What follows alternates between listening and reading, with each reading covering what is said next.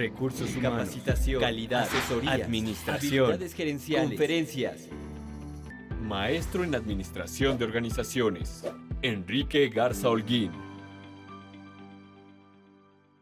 Vámonos a la introducción. Dice, algunos países son mucho más ricos que otros. Los recursos de cada uno de ellos son limitados. Deben efectuarse decisiones. Por lo tanto, cada economía necesita algún mecanismo para responder a las preguntas fundamentales que surgen de la especialización y de la necesidad de elegir. ¿Cuáles son esas preguntas que tanto países ricos como pobres se las tienen que plantear para poder tomar decisiones?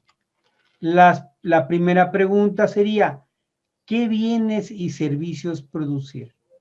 ¿Verdad? La segunda, ¿cómo se van a producir tales bienes y servicios?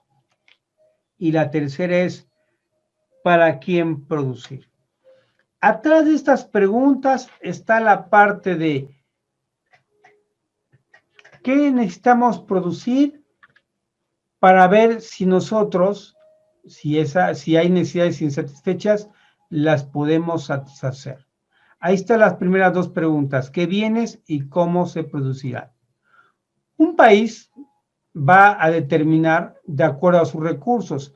Si en su país hay maquinaria, se podrá decir el cómo. Si en su país hay gente preparada, se podrá decir que esa maquinaria se va a utilizar adecuadamente. Pero si además en ese país hay necesidades y nosotros no tenemos cómo producirlas, entonces tendremos que comprarlas de otra parte del mundo, es decir, traerlas de otro país. Y entonces nosotros tendríamos que dedicarnos a otro tipo de bienes o servicios de acuerdo a nuestras condiciones de producción y de acuerdo a quienes las vayan a requerir.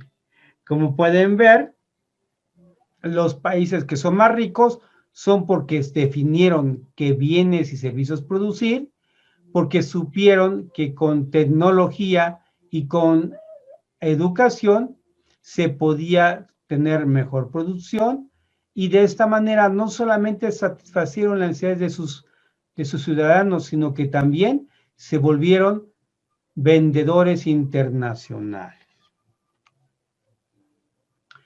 Así es que, ¿qué es lo que nos va a permitir lograr esto? Nos va a permitir, dependiendo quién es el que gobierna, cuál es la política económica de ese gobierno que en ese momento es el que nos está gobernando. Y entonces vamos a ver qué relación hay entre el mercado y el Estado. El Estado tiene que contestar estas interrogantes antes mencionadas de dos formas, ¿sí?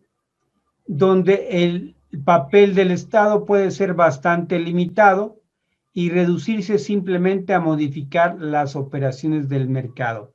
Esa es una forma. La otra forma es donde el Estado no participa, sino que lo deja que se dé en un mercado privado. Cuando se realizan intercambios entre compradores y vendedores, con una interferencia gubernamental pequeña o nula, y a esto se le llama mercado libre o privado, lo que Adam Smith presenta en su libro llamado Las riquezas de las naciones y le llama la mano invisible, que es la que va a equilibrar los mercados.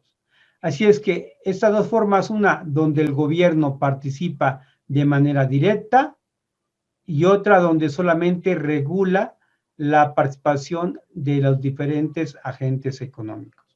Esas son las dos formas. Bien. ¿Y cómo actúa este mercado? ¿Cómo trabaja? ¿Cuáles son los mecanismos de ese mercado del cual estamos hablando?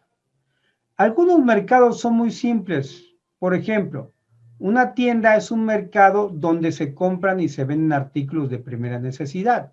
Ahí las condiciones están reguladas, están limitadas y hay otras reglas que son simples de entender. Pero en otros casos, los mercados son mucho más complejos, ya sea por los productos o servicios que se comercializan o por los que participan como vendedores o compradores. Y a través de esa participación van a intervenir y van a generar condiciones favorables o limitantes en dicho mercado. De ahí la complejidad. Por lo cual, se requiere un mecanismo para que las cosas funcionen correctamente, que pongan el orden en un caos potencial y asegurar la distribución de los productos o los servicios. ¿Cuáles son ese mecanismo? Pues son las regulaciones del mercado. Y en la mayoría de los mercados a nivel mundial, el mecanismo de regulación es los precios. Los precios. Hace muchos años, antes de que hubiera los precios, más bien, bueno, siempre ha habido precios.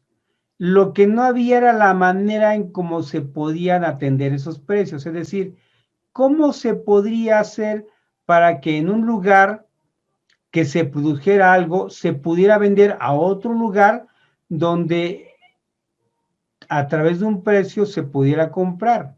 Para que hubiera una homologación en esta forma de establecer los precios, había que utilizar una unidad.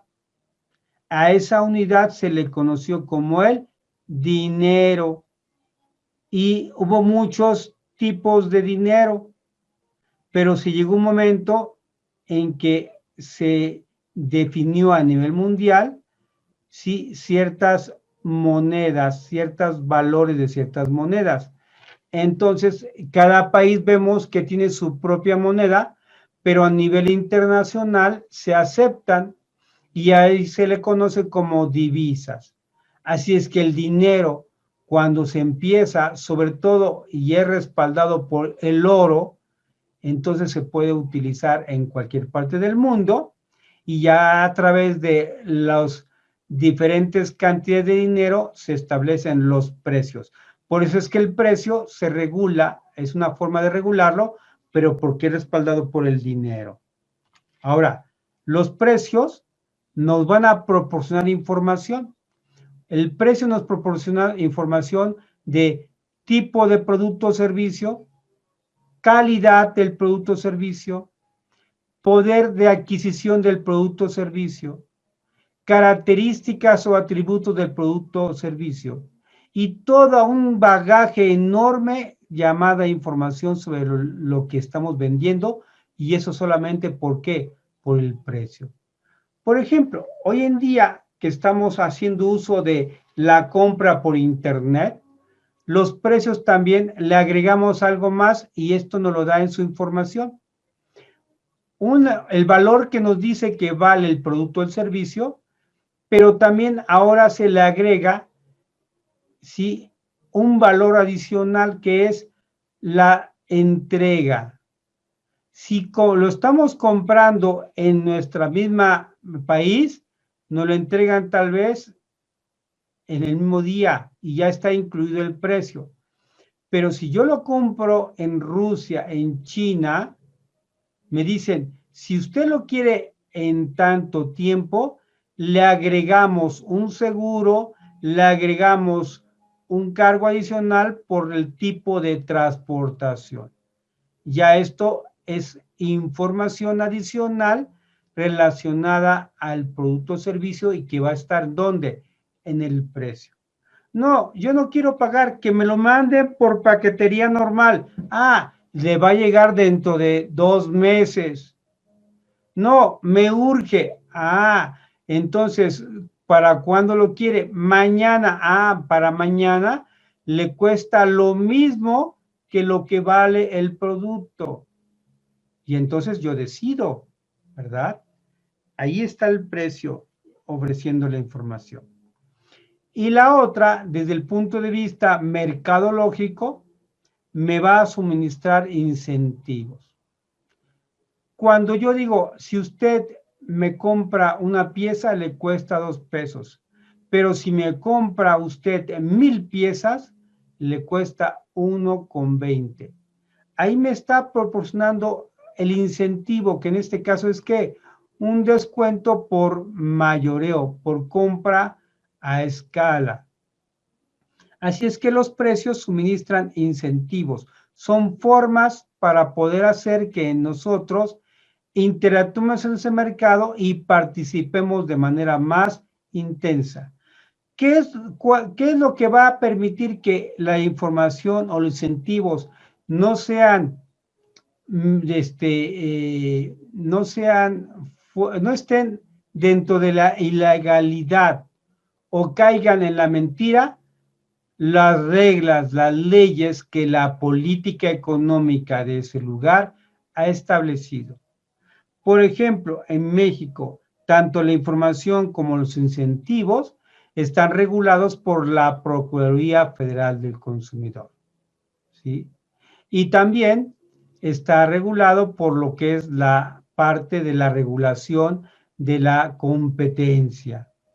Entonces, como podemos ver, el mercado tiene varios mecanismos que van a depender de cada país y de cada política económica de cada país. Entonces, como pueden ver, la política económica podríamos definirla como los lineamientos generales que cada gobierno establece de acuerdo a los principios de lo que es la economía política.